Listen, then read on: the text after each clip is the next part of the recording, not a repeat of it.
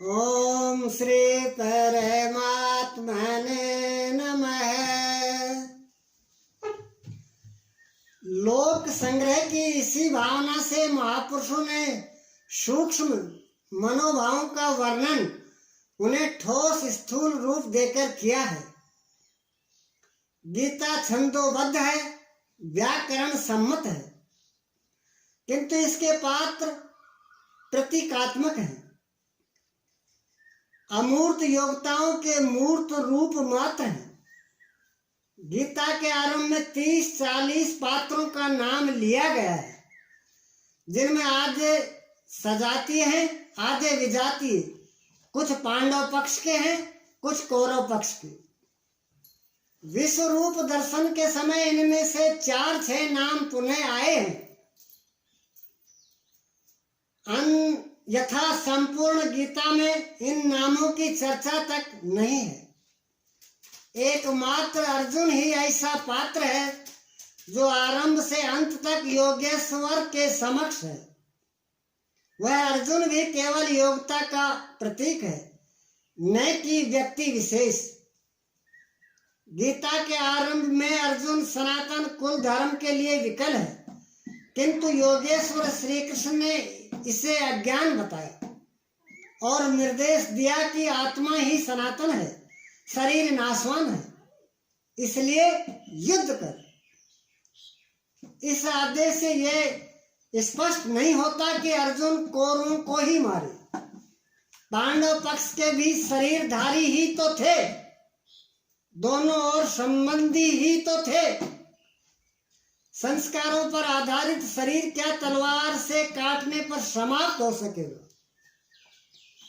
जब शरीर नाशवान है, जिसका अस्तित्व है ही नहीं, तो अर्जुन कौन था?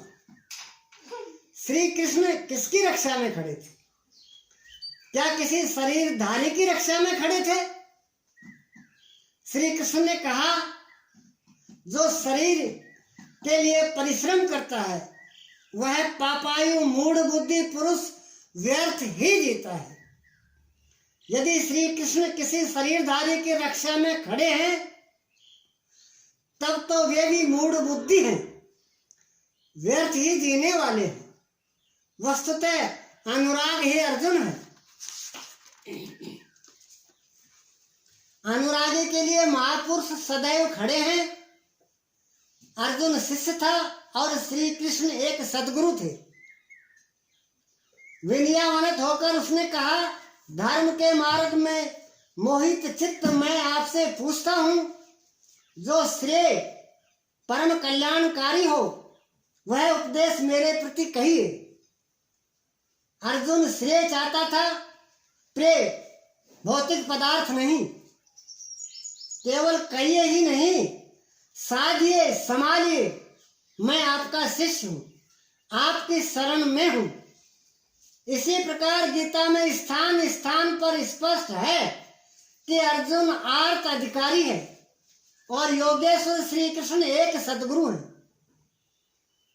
वे सद्गुरु अनुरागी के साथ सदैव रहते हैं, उनका मार्गदर्शन करते हैं। जब भावुकतावश कोई व्यक्ति पूज्य महाराज जी के पास रहने का आग्रह करने लगता था, तब वे कहा करते थे, जाओ, शरीर से कहीं रहो, मन से मेरे पास आते रहो। प्रातः साय राम शिव ओम किसी 1-2-2.5 अक्षर के नाम का जप करो और मेरे स्वरूप का हृदय में ध्यान धरो। 1 मिनट भी स्वरूप पकड़ लोगे तो जिसका नाम भजन है वह मैं तुम्हें दूंगा। इससे अधिक पकड़ने लगोगे तो हृदय से रथी बनकर सदैव तुम्हारे साथ रहूंगा। अधिक पकड़ने लगोगे तो हृदय से रथी बनकर सदैव तुम्हारे साथ रहूंगा। जब सूरत पकड़ में आ जाती है तो इसके बाद महापुरुष इतना ही पास में रहते हैं जितना हाथ पांव नाक कान इत्यादि आपके पास है। आप हजारों किलोमीटर दूर क्यों न हो, वह सदैव समीप है।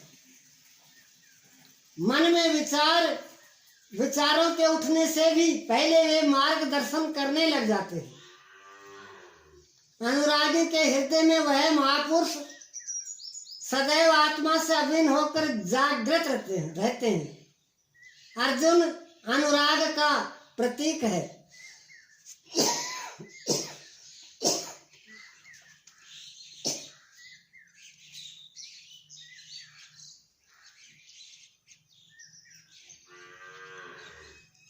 गीता के 11वें अध्याय में योगेश्वर श्री कृष्ण का ऐश्वर्य देखने पर अर्जुन अपने शुद्र त्रुटियों के लिए क्षमा याचना करने लगा। श्री कृष्ण ने क्षमा किया और याचना के अनुरूप सौम्य स्वरूप में आकर कहा, अर्जुन, मेरे इस स्वरूप को न पहले किसी ने देखा है और न भविष्य में कोई देख सकेगा। तब तो गीता हम लोगों के लिए व्यर्थ है, क्योंकि उस दर्शन की योग्यताएं अर्जुन तक सीमित रह गई, जबकि उसी समय संजय देख रहा था। पहले भी उन्होंने कहा, बहुत से योगी जन ज्ञान रूपी तप से पवित्र होकर मेरे साक्षात स्वरूप को प्राप्त हो चुके हैं। अंततः वे महापुरुष कहना क्या चाहते हैं? वस्तुतः अनुराग ही अर्जुन है, जो आपके हृदय की भावना विशेष है। अनुराग विहीन पुरुष ने कभी पूर्व में देख सका है और मैं अनुराग विहीन पुरुष भविष्य में कभी देख सकेगा। मिलहीन रघुपति बिनु अनुरागा, किए जोग तप ज्ञान विरागा। रामचरितमानस। अतः अर्जुन एक प्रतीक है।